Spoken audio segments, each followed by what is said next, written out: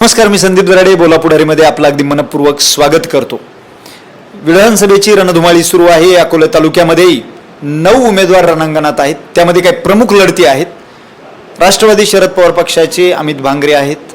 अजितदादा राष्ट्रवादी पक्षाचे किरण लामटे आहेत. अपक्ष उमेदवार वैभव पिचड आहेत, मारुती मिंगाळ आहेत, मधुकरराव तळपड आहेत आणि इतर उमेदवार या ठिकाणी आहेत. ही सगळी रणधुमाळी सुरू असताना, आरोप प्रत्यारोप सुरू असताना, अनेक सभा तालुक्यात होत असताना पूर्ण वातावरण ढवळून खरं तर निघालेलं आहे. लोकांमध्ये मोठ्या प्रमाणात उत्सुकता आहे, नक्की कोण अकोल्याचा आता आमदार होणार, कुणाच्या बाजूने जनता कौल देणार. अशामध्ये एक कार्यकर्ता माझ्यासोबत आहे, ज्यांच्यासोबत आज मी बोलणार आहे. का ज्या कार्यकर्त्याने 2019ला जे विद्यमान आमदार किरण लामटे आहेत त्यांच्यासोबत अगदी पूर्ण ताकदीने काम केलं होतं, आज ते अमित भांगरे यांच्यासोबत आहेत. त्यांचा काय अनुभव राहिलेला आहे, मधल्या काळात त्यांनी काही टीका टिप्पणी केली होती. आपण पोपटराव चौधरी यांच्यासोबत खरं तर आज चर्चा करणार आहोत. या रणधुमाळीमध्ये ह्या माणसाचं योगदान त्यांच्या उमेदवारासाठी खरं तर अतिशय मोठं राहिलं. आपण चर्चा करूया. पोपटराव रामकृष्ण हरी वाजवतो तरी. माझा पहिलाच प्रश्न तुम्हाला असा आहे की 2019च्या निवडणुकीमध्ये, ज्या निवडणुकीत तुम्ही सर्वच जण होते, त्यावेळी स्वर्गवासी अशोकराव भांगरे साहेब प्रमुख भूमिकेत होते, सतीश भांगरे होते, मारुती मिंगाळ होते, डॉक्टर अजित नवले होते, इतर सगळेच जण तुम्ही सोबत डॉक्टर किरण लामटे यांच्यासोबत होते. त्यावेळी काही शपथ घेण्याचाही प्रोग्राम झाला होता किंवा इतर सगळ्या गोष्टी घडल्या होत्या. 19ची निवडणूक, आजची पुन्हा 5 वर्षानंतर निवडणूक, काय फरक जाणवतो? खरं तर संदीप भाऊ बोलायचं जर गेलं की 2019ची निवडणूक जेव्हा सुरू झाली तर ती सुरुवात होती की तिकीट मिळवण्यापासून. मग त्या रेसमध्ये सगळ्यांनीच सहकार्य केलं की एकाच एक करायचं. एकाच एक भूमिकेमध्ये करत असताना सर्वांनी गोरपाडा देवीच्या समोर शपथ देखील घेतली की आपल्याला ही निवडणूक एकाच एक करायची. कारण सर्वांना 40 वर्षाचा इतिहास पुसायचा होता म्हणजे तो कसा पुसायचा होता की लोकांचा जो रोष होता की ज्या ग्रॅव्हिटीनं लोकांना कामं अपेक्षित होते त्या ग्रॅव्हिटीनं कामं होत नव्हते. त्यासाठी सर्वांनी वज्रमूठ बांधली आणि पिचडांनी जो भाजपमध्ये प्रवेश केला ते लोकांनी मान्य केलं नाही. मग त्या विरोधात जो लढा तयार झाला त्या लढ्यामध्ये प्रामुख्याने दशरथ सावंत असतील, डॉक्टर अजित नवले असतील, लोकनेते स्वर्गीय अशोकराव भांगरे असतील, सतीशदादा भांगरे असतील, मधुकर तळपडे असतील, मारुती मिंगाळ असतील, अमितदादा भांगरे असतील, जे काही सर्व समाज घटकातले जे प्रमुख लोक होते त्या सर्वांनी एकत्रित जी भूमिका घेतली त्या भूमिकेसोबत सर्व जनता ठाम राहिली. परंतु तेव्हाची निवडणूक आणि आत्ताची निवडणूक जर आपण बघितली, तेव्हाच्या निवडणुकीमध्ये सर्वांना जी अपेक्षा होती की सर्वांना सोबत घेऊन ज्या काही सर्व गोष्टी होणं अपेक्षित होत्या विकासाबाबत, त्या गोष्टी झाल्या नाहीत. सर्व कार्यकर्ते दुखवले किंवा कार्यकर्त्यांना जो मान सन्मान अपेक्षित होता तो गेला नाही. ह्या अकोले विधानसभा मतदारसंघाचा जर विचार केला तर कितीतरी दिग्गज नेतेगण आहेत. कॉम्रेड डॉक्टर अजित नवले असतील, दशरथ सावंत असतील किंवा स्वर्गीय लोकनेते अशोकराव भांगरे साहेब होतील, हे सर्व लोक ज्यावेळेस त्या प्रक्रियेमध्ये होते त्यांना कुठल्याही प्रकारचं विश्वासात घेतलं नाही. आणि मला तर आठवतंय की एक वेळ अशी आली होती की तिकिटाच्या रेसमध्ये तिकीट भेटतं की नाही भेटत. संदीप भाऊ, म्हणजे मला असं सांगायचं की ज्यावेळेस 2019च्या तिकिटाची रेस होती, तिकीट फायनल असताना देखील तिकीट मिळतं की नाही मिळत अशी परिस्थिती असून मला आठवतं की कॉम्रेड डॉक्टर अजितजी नवले असतील, दशरथराव सावंत असतील, त्यानंतर विनय सावंत होते, ही सर्व मंडळी आम्ही उमेदवाराविरहित पुण्यामध्ये साहेबांना भेटायला गेलो होतो, पवार साहेबांना भेटायला गेलो होतो. पवार साहेबांना तिथेही विनंती केली की तुम्ही डॉक्टर किरण लामटेंना उमेदवारी दिली पाहिजे, कारण त्यावेळेस सिच्युएशन तशी होती. सगळ्यांनी आग्रह केला आणि ह्या लोकांना विश्वासात न घेतल्यामुळं की त्या लोकांव्यतिरिक्त जे सर्वसामान्य तळागाळात काम करणारे कार्यकर्ते होते त्यांना पण काहीतरी अपेक्षा होती ना की आम्हाला काम करायला संधी मिळेल किंवा आम्हाला सन्मान मिळेल, आम्ही एखादा प्रश्न घेऊन गेलो तर आमच्याशी सन्मानानं वागणूक मिळेल. ती कार्यकर्त्यांना सन्मानानं वागणूक न मिळाल्यामुळं ते कार्यकर्ते नाराज झाले आणि तेच सर्व कार्यकर्ते पुन्हा आता या प्रवाहामध्ये आलेले आहेत. म्हणजे 2019ची निवडणूक आणि 2024ची निवडणूक, ह्या निवडणुकीकडे जर आपण बघितलं तर ही निवडणूक युवकांनी हातात घेतलेली आहे, सर्वसामान्य माणसांनी हातात घेतलेली आहे. आणि लोकांना जे अपेक्षित आहे मान सन्मान, तो मान सन्मान ज्या दारात मिळतो लोक तिथं 1000 वेळा जातात, परंतु जिथं मान सन्मान मिळत नाही तिथं लोक जायला कानकून करतात. त्यामुळे आत्ताची जी निवडणूक आहे त्या निवडणुकीतील चित्र अगदी स्पष्ट झालेले आणि ती एका वेगळ्या उंचीवर निघून गेलेली आहे. माझा प्रश्न आता पुन्हा एक असा आहे का या दोनही व्यक्तींच्या तुम्ही अत्यंत जवळ राहिले. हो, डॉक्टर किरण लामटे यांच्या अगदी सचिवाप्रमाणे तुम्ही सचिव म्हणून काम केलं, आज अमित भांगरे यांचं सचिव म्हणून तुम्ही काम, कार्यालयातल्या सगळी यंत्रणा बघता. 2 व्यक्तींमधला फरक काय सांगा? नाही, 2 व्यक्तींमधला फरक जर सांगायचा गेला की मी पूर्वी ज्यांच्यासोबत काम करत होतो त्यांनी कार्यकर्त्यांना सन्मानपूर्वक वागणूक दिली नाही की मी माझ्या डोळ्यांनी बघितलेली आहे. परंतु त्याच सिच्युएशनमध्ये जर तुम्ही जे आत्ता मी ज्यांच्यासोबत काम करतो अमितजी भांगरे, तर त्यांच्यासोबत जे कार्यकर्ते काम करतात किंवा आम्ही त्यांना जे कार्यकर्ते जॉईन करून देतो त्यांना जो मान सन्मान मिळतो ना, ते आमचं समाधान आहे. आणि त्या समाधानातनं लोकांना जी अपेक्षा आहे का त्यांना काम करण्यासाठी जी मदत अपेक्षित असते ती मदत त्यांना लगेच उपलब्ध होते. म्हणजे काय होतं की कार्यकर्ता हा अधिक जोमाने काम करत असतो. सामान्य माणसांचा प्रश्न जरी सांगितला अमित दादांनी कुणाला की बाबा ह्या माणसाचं असं असं काम करायचं तर तो माणूस तो म्हणतात आपल्याला ओळखतो की आपल्याकडनं दादाला काय अपेक्षित आहे, कारण का त्या कार्यकर्त्याला मान सन्मान मिळतो. हा दोन्ही मधला फरक आहे. बरं, मागील 2-3 महिने झाले या रणधुमाळीसाठी तुम्ही पूर्वतयारी केली. पूर्ण तालुक्यात तुम्ही फिरताय, यंत्रणा लावताय, कार्यकर्त्यांना जोडताय, सभा घेताय, मेळावे घेताय, रॅली करताय, सगळं काही तुम्ही पूर्ण ताकदीने आज करताय. परंतु पुढून काही वक्तव्य किंवा आरोप तुमच्यावर प्रखर होऊ राहिले, तुम्ही त्यांना प्रत्युत्तर देण्याचा प्रयत्न करताय. हे आरोप जे आहेत ते तुम्हाला कितपत योग्य वाटतात? नाही, त्यांच्या आरोपांमध्ये तथ्य नाही. आता कदाचित ते चाकण या ठिकाणी गेले, त्यांनी त्या ठिकाणी सांगितलं की ते काळा पोपट होऊन गेला असं त्यांनी वक्तव्य केलं. माझंही सांगणं आहे की 2019ची जर त्यांनी हिस्ट्री जर चेक केली तर तिथेही मीच भाषण केलं होतं आणि आत्ताही मीच भाषण केलं. मग तुम्हाला तो पोपट आता काळाच का दिसायला लागला? यापूर्वी चालत होतं ना. थोडक्यात सांगायचं, त्यांच्या पायाखालची वाळू सरकलेली आहे, त्यांना पराभव दिसलेला आहे आणि त्यांना माहिती आहे पोपट काय काम करू शकतो. नाही, मी त्यांची मुलाखत घेतली डॉक्टर साहेबांची, म्हणजे मी प्रश्न विचारलाय नाही, परंतु त्यांनी तुमच्या बाबतीत सरळ सरळ काही वक्तव्य करून टाकली का याला छोट्या छोट्या गोष्टी मी शिकवल्या, याला असं करायला सांगितलं, तसं अनेक शब्द खरं तर त्यांनी तुमच्या बाबतीत इतकं तीव्र रोष का तुमच्या बाबतीत त्यांच्या? नाही, काय राहतं की जेव्हा समोरचा माणूस सत्य बोलत असतो, म्हणजे मी जेव्हा सुरुवात केली सत्य बोलायला, ते सत्य पचायला त्यांना जड झालं. पर्यायाने त्यांना ते मुद्दे खोडावेसे वाटले, त्यामुळे त्यांनी ते कदाचित सांगितलं असेल. परंतु त्या बाबतीत सत्य जर बघितलं तर सर्व कार्यकर्त्यांना माहिती आहे की ती सिच्युएशन काय होती, की उगाच एखाद्याला बळीचा बकरा दिला जायचा. त्या पद्धतीने जेव्हा कार्यकर्त्यावर वेळ येते तेव्हा कार्यकर्ता जेव्हा खरं बोलतो त्यावेळेस कुठंतरी कार्यकर्त्याला बाजूला काढण्याचा जो प्रकार झाला तो कुणालाच पटला नाही आणि तो आजही पटत नाही लोकांना. जेव्हा मला मी दादांबरोबर बऱ्याच गावांमध्ये फिरतो, कार्यकर्त्यांना निरोप देतो, या निवडणूक प्रक्रियेमध्ये संवाद साधत असतो, तेव्हा ते लोक बोलतात पोपटराव तुम्ही 2019ला ज्यांच्याबरोबर काम केलं त्यांचा विजय झाला, तुम्ही 2024ला ज्यांच्याबरोबर काम करणार आहे त्यांचा विजय 100% होणार आहे. हे कार्यकर्त्याकडून जेव्हा आम्हाला ऐकायला मिळतं. त्या गोष्टीचं एक आश्चर्य वाटलं, एक आमदार माणसाने एक सर्वसामान्य पोपट चौधरी अशा कार्यकर्त्यावर काही 2-4 मिनिटं आरोप करणं, बोलणं, त्याचं नक्कीच आम्हाला आश्चर्य वाटलेलं आहे. महत्त्वाचा आणखी एक प्रश्न असा आहे का सुनीताताई भांगरे यांच्या बाबतीत भावनात्मक एक लाट आहे तालुक्यामध्ये. साहजिक स्वर्गवासी भांगरे साहेब गेल्यानंतर ताईंच्या बाबतीत एक भावना आहे. अशा परिस्थितीमध्ये त्यांनी एक वक्तव्य केलं की त्यांना नजर कैदेत ठेवून तुम्ही तिकीट आणलं अमित भांगरेंना. अशा पद्धतीची वक्तव्य आली किंवा अमित भांगरे नाही, हे वक्तव्य आमदार किरण लांबटेंना न सोडणार आहे. त्यांनी खरं तर पडताळणी करायला पाहिजे होती. तो कौटुंबिक विषय होता. कौटुंबिक विषय असताना भांगरे त्यांनी कितीतरी वेळा सांगितलं की 2024चा उमेदवार हा अमित दादा भांगरेच असतील. त्यांनी सर्व कार्यकर्त्यांना बैठक घेऊन सांगितलं. हे सगळं असताना किरण लांबटेंनी हे जे वक्तव्य केलं ना, हे माझ्यासारख्या बोलणं चुकीचं आहे, पण ते बालिशपणाचं वक्तव्य आहे. कारण तशी परिस्थितीच नव्हती ना. कुणाला वाटतं की आपल्या लेखानं आमदार होऊ नये, मंत्री होऊ नये किंवा या तालुक्याचं नेतृत्व करू नये?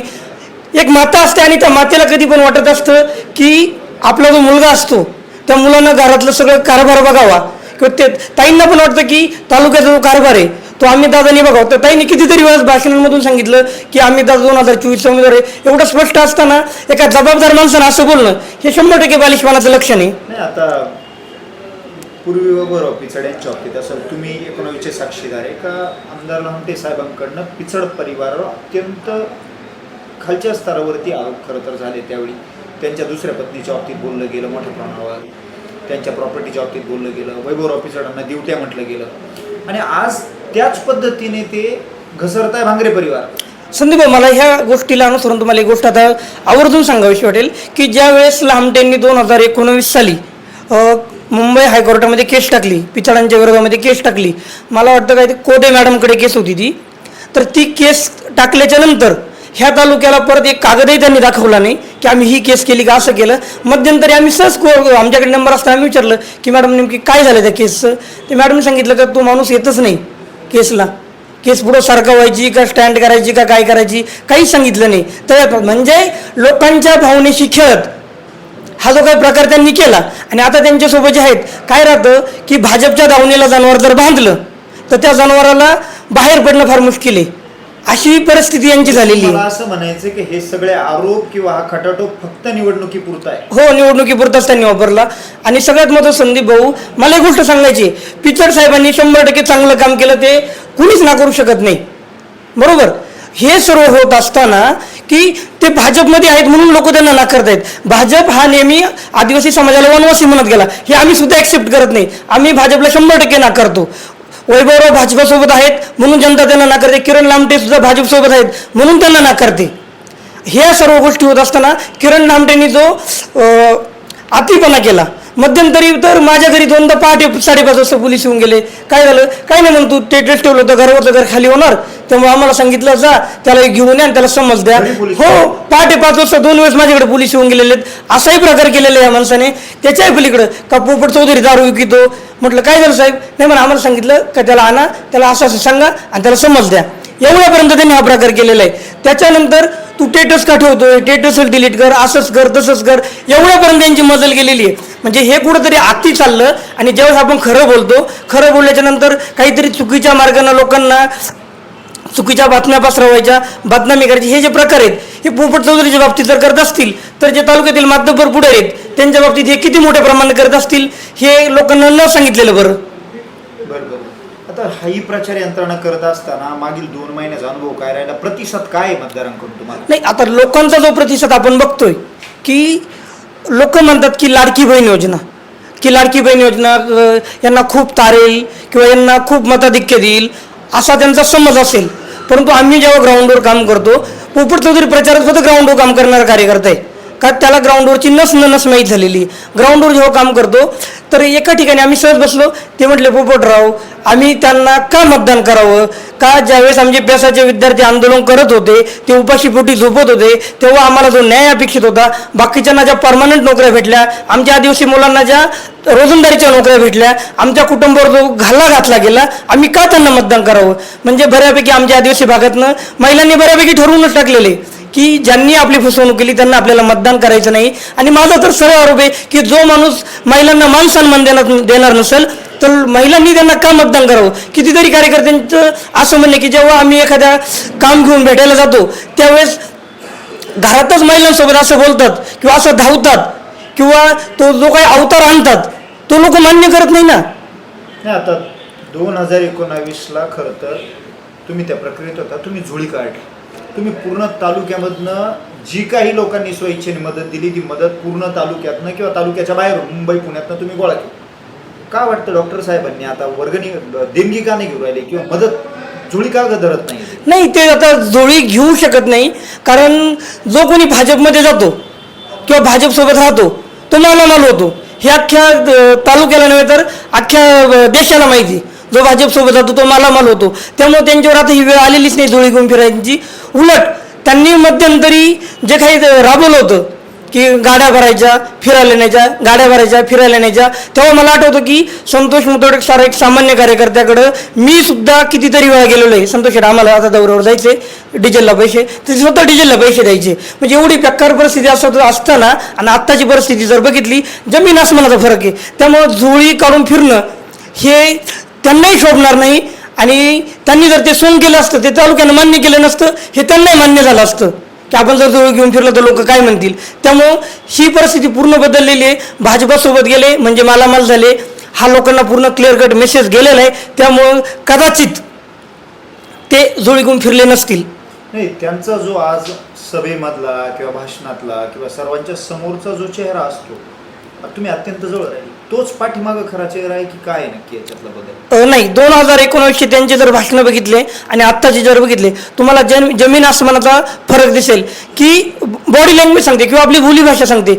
सुरुवातीला 2019ला जी मवाळ बोलीभाषा होती, मवाळ, ती आता रागीट होत गेलेली आहे. 2 दिवसापूर्वी आपण एक व्हिडिओ बघितला, त्या व्हिडिओमधनं मला तर ते जेव्हा बघितलं तेव्हा मी विचार केला की लोकप्रतिनिधी असा असू शकतो का. लोकांवर धावून जाणे किंवा लोकांना उग्रट भाषेत बोलणे. आतापर्यंत मी पितरांचा कधी उग्रट भाषेत एवढं बघितलेलं नाही. किंवा इथून मागचे जेवढे आमदार तालुक्यात झाले कुणाचा काही पुरावा देखील सापडला नाही एवढं उग्रट भाषेमध्ये. आणि एवढं उग्रट भाषेमध्ये ते बोलतायत त्याच्यावर तुम्ही बघितलं असेल 2019ची मवाळ भाषा आणि आत्ताची उग्रट भाषा, हा जो फरक आहे. लोक 100% नाकारणार आहेत. का नाकारणार आहेत त्याचं एकमेव कारण आहे भाजपच्या दावणीला बांधलं जाणे, आणि दुसरं कारण आहे यांचा स्वभाव यांनी उग्रट भाषेत बोलणे आणि कार्यकर्त्यांना बाजूला सारून एकटा चलोची जी भूमिका घेतली त्या भूमिकेमुळे लोक यांना नाकारणार आहेत. नाही, आता एक सातत्याने बोललं जातं. आता ही गोष्ट आमच्या समोर तुमच्या सगळ्यांच्या माध्यमातून येते का ते सन्मान करत नाही ज्येष्ठांचा, कुणाचाच सन्मान नाही, यात काय तथ्य आहे? नाही, 100% त्यांनी जो सन्मान करायला पाहिजे वडीलधाऱ्यांचा, आपल्या वयापेक्षा मोठा असलेल्या माणसाचा आपल्या संस्कृतीप्रमाणे 100% सन्मान केला पाहिजे. तो सन्मान राखला जात नाही. सन्मान राखला म्हणजे लोकांना फार किरकोळ अपेक्षा असते की आमच्याशी 2 शब्द चांगले बोलले पाहिजेत. चांगले म्हणजे कसं, आले का, बरं ठीक आहे बसा, काय काम आणलं होतं, दादा बरं आहे का, बाबा बरं आहे का, विचारपूस केली, त्याचा प्रश्न मार्गी लावला, तो माणूस समाधानाने जातो. परंतु हे जर प्रत्येकावरून ते धावतच राहत असतील तर जे काही आजूबाजूला लोक बघतात त्यांना ते योग्य वाटत नाही, आणि मग जे ज्येष्ठ लोक असतात त्यांचा देखील तो सन्मान राखला जात नाही. मग लोक काय म्हणतात की त्यावेळेस झोळी घेऊन फिरत होता, आम्ही आमच्या खिशातल्या रुपया काढून झोळीमध्ये टाकला, यांची निवडणूक आम्ही हातामध्ये घेतली, आणि आता हा बाबाची जर अशी भाषा असेल तर मग लोक बाहेरचा रस्ता दाखवल्याशिवाय राहणार नाही. तुमच्यावर एक आरोप असा केला आमच्या मुलाखतीमध्ये की तुम्ही लोकांकडनं तिथं आल्यानंतर ते आमदार झाल्यानंतर पैसे घ्यायचे आणि म्हणून त्यांनी तुम्हाला बाजूला केलं, असा आरोप ते तुमच्यावर करतात. नाही, त्यांनी, माझं तर म्हणणे, त्यांनी तो पुरावा दिला पाहिजे किंवा दाखवलं पाहिजे. मी राजकारणातून संन्यास घेईल ह्या पूर्ण प्रक्रियेतून, पण त्यांनी दाखव, नाही तर त्यांनी तरी म्हणा तो संदीप बाळे वसुली करत नाही, त्यांनी सांगावं तू रेकॉर्डिंग व्हायरल कर, मी रेकॉर्डिंग व्हायरल करायला तयार आहे. त्यांना खुलं आव्हान आहे का संदीप बाळे पत्राचे 10,000 रुपये घेतो का तुम्हाला ऐकायची ती क्लिप, तुम्ही म्हटलं तर तुम्हाला मी ऐकवून दाखवल ती क्लिप, म्हणजे एवढ्यापर्यंत मजल आहे. आणि पूर्ण तालुक्याला माहिती आहे की 10 लाखाचं काम घ्यायला गेलं तर संदीप बाळे लगेच सांगतो की हा ठीक आहे 10,000 रुपये त्या साहेबांकडे आणून दे तिथं लगेच. मी स्वतः लोकसभेच्या निवडणुकीच्या अगोदर त्यांना बोललो की संदीपला म्हटलं काय रे काम देणार आहे का नाही, तो म्हणतो तू जर कोणाला फुटला तर मी असंच करील, मी तसंच करील, आणि हे 10,000 रुपये घेऊन त्या साहेबाकडे तिथं आणून दे, मी लगेच पत्र देतो. अरे ही कोणती पद्धत? म्हणजे मी जे बोलतो माझ्या बोलण्यात तर त्यांनी सांगावं की ह्या माणसाकडे ह्या कामाचे पैसे मागितले, त्यांनी पुरावा द्यावा. हो पुरावा द्यावा, पुरावा द्यावा. नाही त्यांनी मला सांगू की संदीप बाबा एक जर रेकॉर्डिंग असेल ना तू कर बाबा व्हायरल, का त्यांना मग कामाचे पत्रांचे पैसे मागितले. आता सगळ्यांना माहिती संदीप वाळे कुणाचा निकटवर्ती आहे, अख्ख्या तालुक्याला माहिती आहे. त्यांनी सांगावं मी रेकॉर्डिंग देतो की त्यांनी माझ्या स्वतःकडे 10,000 रुपये मागितलेले आहेत त्या कामाचे. म्हणजे ही सर्व परिस्थिती असताना त्यांनी बिनबुडाचे आरोप करणे, एखाद्याला बदनाम करणे, हे आमदार लेवलच्या माणसाला शोभत नाही. हो, आता बघा 20 तारखेला मतदान आहे. तुम्ही या प्रक्रियेत मागील अनेक महिन्यांपासून सक्रिय, अमित भांगरे यांच्यासोबत तुम्ही फिरताय, सगळं ऑफिस यंत्रणा बघताय. हे बघत असताना तुम्हाला विजयाचा कसा विश्वास आहे, किती विश्वास आहे? नाही, संदीप भाऊ ज्यावेळेस निवडणूक प्रक्रिया चालू झाली, निवडणूक प्रक्रिया चालू झाल्याच्यानंतर जेव्हा अमितदादांचा अर्ज दाखल केला गेला त्यानंतर आम्ही जेव्हा लोकांमध्ये फिरायला सुरुवात केली, लोकांमध्ये फिरत असताना सुरुवातीला 1-2 दिवस प्रतिसाद मिळाला, परंतु अपेक्षेपेक्षा थोडा कमी मिळाला. परंतु नंतर जो अचानक जी लाट तयार होत गेली, ती लाट कशाच्या विरोधात तयार झाली की ज्येष्ठांना न मिळणारा सन्मान, युवकांना न मिळणारा विश्वास कुणाकडनं, आमदारांकडनं, आणि लोकांचा जो आम्ही तयार केलेला जो सन्मान, त्या सन्मानामुळे जे लोक जोडत गेले, मग कॉम्रेड डॉक्टर अजित नवले असतील, सतीशदादा भांगरे असतील, विजय देशमुख असतील, त्यानंतर दशरथजी सावंत असतील, सुरेशराव गडाख असतील किंवा शिवाजीराव ने असतील, सर्व पक्षीय जे महाविकास आघाडीचे प्रमुख घटकातले जे कार्यकर्ते होते, शिवसेनेचे मच्छिंद्र धुमाळ असतील, हे सगळे लोक जेव्हा एकत्र येत गेले आणि जी वज्रमुठ तयार झाली, त्यानंतर लोकांचा जो प्रतिसाद आला, त्या प्रतिसादात आम्हाला सरळ चित्र दिसलं की ही निवडणूक 100% एकतर्फी होणार आहे. मग एकतर्फी कशी होणार आहे संदीप भाऊ? कुणी म्हणाल की यांच्याकडे स्टार कुणी नाही आहे बुवा, बरोबर, परंतु ही निवडणूक आपण जेव्हा सर्वसामान्य माणसाला तुम्ही विचारताना, सर्वसामान्य माणसाला जेव्हा सर्वे करताना, जेव्हा तुम्ही सर्वसामान्य माणसाला विचारताना का तुमचं मत कशाला, ते म्हणतात आमचं मत भाजपच्या विरोधात जो माणूस असेल मग तो महाविकास आघाडीचा. मग त्याच्यामध्ये तुतारी हे चिन्ह आहे आपल्या तालुक्यात मिळाले, सर्व लोक म्हणतात आम्ही तुतारीला मतदान करणार. शरद पवारांसंदर्भातला जो तालुक्याचा विश्वास आहे ना, तो विश्वास जसाच्या तसा राखला गेलेला आहे. आणि शरद पवार साहेबांच्या पक्षामध्ये जो मान सन्मान अपेक्षित आहे लोकांना, तो मान सन्मान जेव्हा लोकांना मिळायला पुन्हा सुरुवात झाली, विद्यमान आमदार बाजूला गेल्याच्या नंतर, त्या सन्मानाला राखून लोक अमित भांगरे यांच्या पात्रामध्ये विजय देणार आहेत. आणि तो जो प्रतिसाद आहे तो प्रचंड आहे, तो शब्दात देखील सांगता येणार नाही. आणि मला तर वाटतं की ज्या दिवशी अमितदादांचा विजय होणार आहे, हे ठरलेले ज्या दिवशी विजय होणार आहे. 23च्या गुलालाची खात्री. हो 100% होणार आहे विजय. आणि तो विजय ज्यावेळेस होणार आहे तो विजय माझ्यासाठी फार महत्वाचा असेल. कारण का की मी ज्यावेळेस स्टेटस टाकलं होतं गर्वाचं घर खाली होणार आहे, त्याच्या दुसऱ्या दिवशी पहाटे 5:30ला पोलीस माझ्या घरी आलते. पोपटराव तुम्हाला अर्जंट लगेचच्या लगेच पोलीस स्टेशनला यावंच लागेल. तेवढा स्टेटस. हो तेवढ्या स्टेटसमुळे ते माझ्या घरी आलते. म्हणजे तो विजय माझ्यासाठी फार महत्वाचा आहे. का गर्वाचं घर खाली होणार ती मी स्वतः माझ्या डोळ्यांनी बघणार आहे. एक हुकुमशाही टाईप तुमचा. हो हो हो हुकुमशाही. गुलाल घेणार तुम्ही. 100% गुलाल घेणार. आणि शरद पवारांचा जो काही पैलवान आहे महाविकास आघाडीचा तो 100% विजय होणार आहे. हे आपल्या सोबत होते पोपटराव चौधरी. सर्व प्रश्नांची अगदी मनमोकळ्या पद्धतीने त्यांनी उत्तर दिले. त्यांचा जो अनुभव डॉक्टर किरण लामटे यांच्या बाबतीत 2019चा किंवा त्यानंतर राहिला आणि आज सुद्धा ते अमित भांगरे यांच्यासोबत काम करताना कुठला अनुभव राहिला तालुक्याच्या बाबतीत त्यांना अनेक बारकावे माहिती आहे. रोज कार्यकर्त्यांबरोबर ते बोलतात आणि ही जी आमदार मंडळी आहे यांच्याबरोबर त्यांचा सौख्य राहिलेलं आहे, जवळ राहिले, म्हणून यांचा अनुभव जाणून घेणं आणि लोकांपर्यंत पोहोचवणं खरं तर अत्यंत महत्त्वाचं होतं. त्यांनी सर्व प्रश्नांची उत्तर अगदी मनमोकळ्या पद्धतीने दिले. त्यांचे आपण मनापासून आभार व्यक्त करूया. धन्यवाद पोपटराव. धन्यवाद. रामकृष्ण हरी. रामकृष्ण हरी.